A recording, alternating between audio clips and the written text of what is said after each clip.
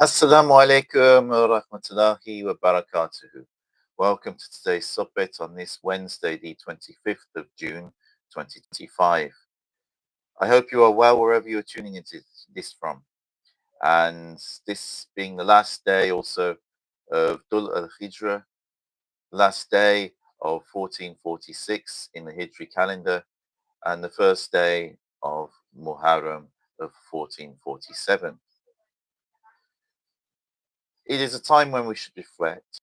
It's a time when we should think about what we've done over the past year and what we're going to be doing in the year ahead. It's a time when we think of the good things and the bad things which have happened over the past year. Also, even in the past few days and over the weekend, it is a testing time. It's not an easy time.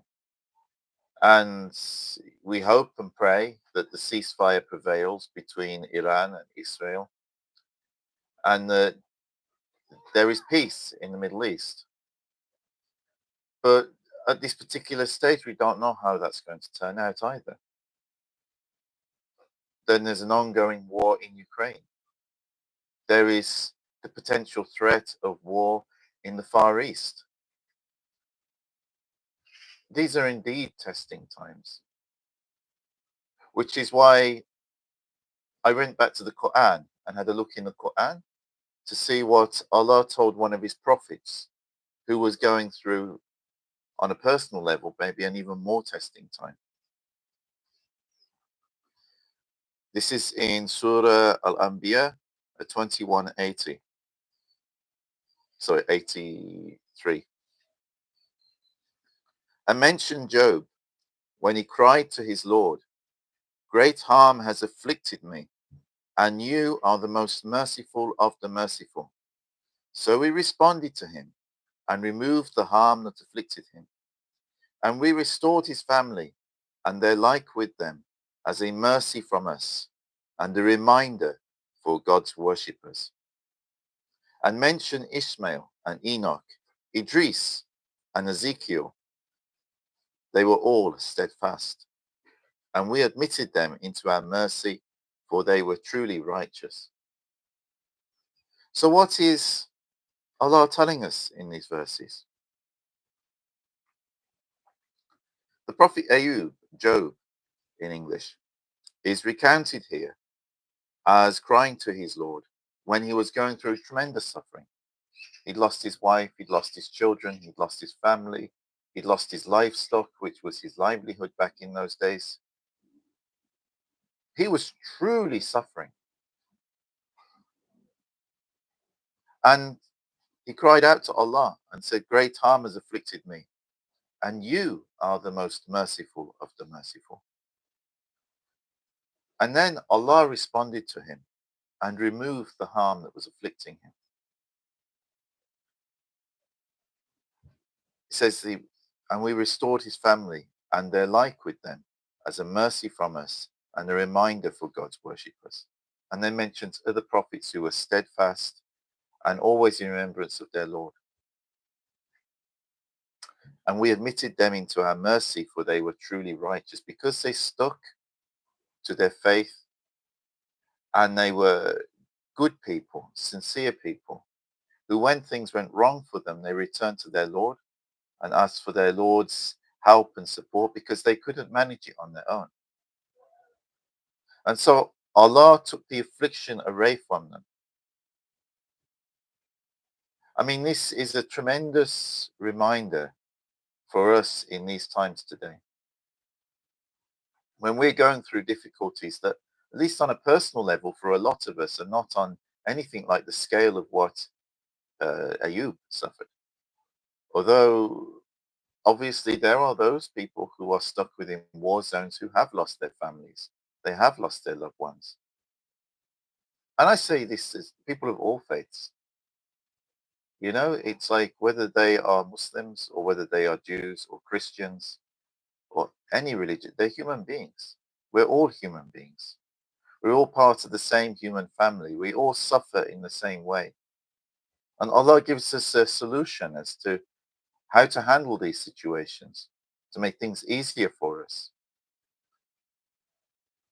Unfortunately, the history of humanity is replete with wars. Why, as human beings, can't handle things in a better way? Why we can't work things out without turning to war is a question that many have asked. Religious people, philosophers, so many people.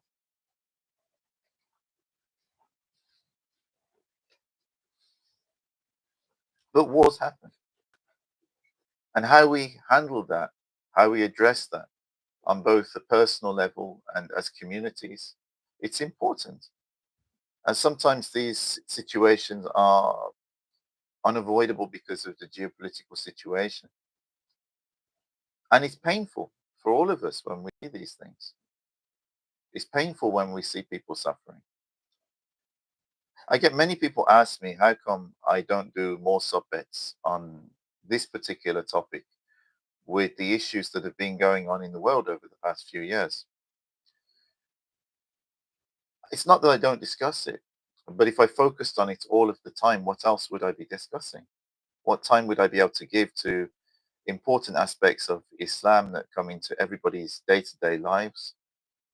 And the fact that ultimately our spiritual path is about developing taqwa, God consciousness, and becoming the best kind of human being we can be in whatever situation we find ourselves. And Allah tells us in the same surah, in ayah 92, this is your community, a single community of believers, and I am your Lord, so worship me. We are one ummah. We are one humanity, irrespective of our differences of nationalities, whether we are English or whether we are Arab or Persian or American or Chinese or Ukrainian or Russian. We're all human beings.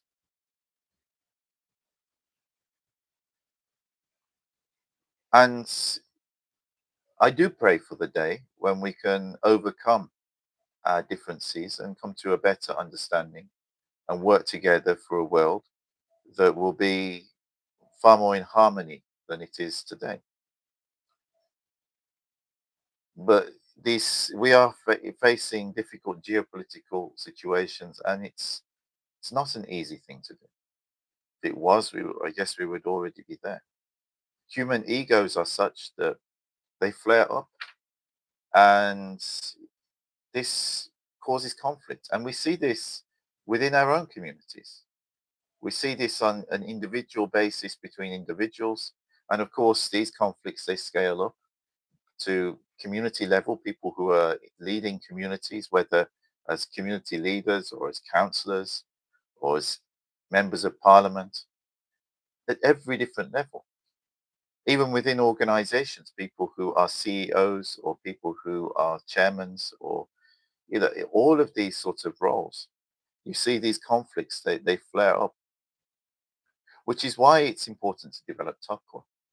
It's why it's important to learn how to control our lower nature and be more disciplined in the way that we conduct ourselves in our day-to-day lives, but also in the way that, especially when we're in positions of influence or authority, that we can actually handle that in the best possible way.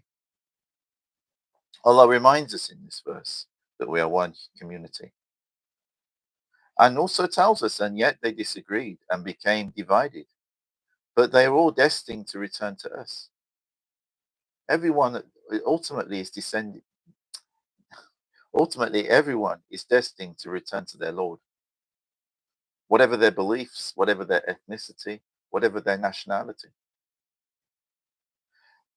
And Allah then says, so whoever does righteous deeds while he is a believer, his effort will not be ignored, and we shall record it in his favor.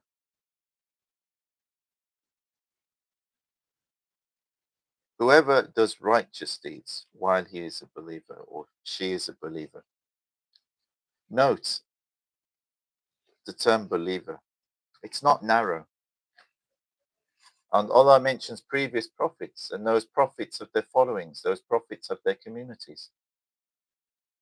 And amongst them are sincere people, people who have faith, people who have good character, people who have sincerity, the qualities that we as Muslims are supposed to be developing.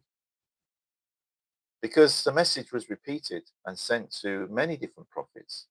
124,000 prophets, according to our tradition. Think how many prophets that we haven't heard their names. How many prophets maybe other religions are revering them. And we don't realize that they are also prophets of Allah. And they have their communities. They have sincere people and believers who are following them. All of this is a reminder that we are one humanity. And we must never forget that. Whatever happens, whatever we have to do, we must never forget that we're one humanity and to treat people as human beings, whoever they are.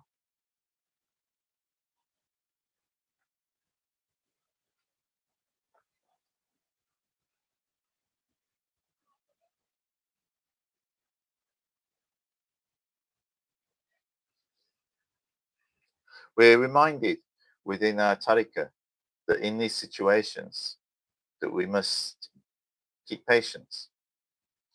Remember Allah and have patience. Build resilience and endurance. Because this world is not paradise. This world has its difficulties and they are there to test us. And to try to transform society without complaint or coercing people, but through our personal example, how we are living our lives. So in order to do that, we have to work on ourselves. We have to become the kind of people that we would like. Um, like when we talk about Islamic teachings and stuff and how Islam teaches us to be good people, we have to become those kind of people. If we are not living that ourselves, then what are people going to see? They're just going to see people who are preaching, people who have dawah stalls on the streets, people who are inviting, yes, in words, maybe in some cases they are inviting to the right way, but do you see that in that example? Or are they being coercive? Are they getting angry with people or appearing to do so, even if that's not what they mean to be doing? I've seen these things.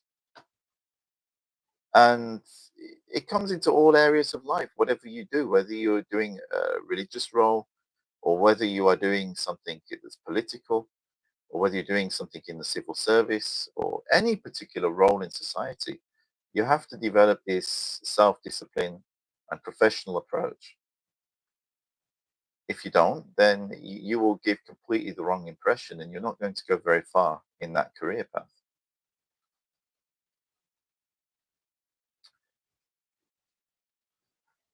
So we welcome Muharram, and also, as I'll probably discuss in one of my next sohbets, that also has painful memories for us Muslims as to what happened at Karbala. But it is also the new year for Muslims. We are now in 1447 of the Hijri calendar. And we should reflect on what we've done over the past year and let's pray for what we're going to do in the year ahead and prepare ourselves to give our best in this new Hijri year.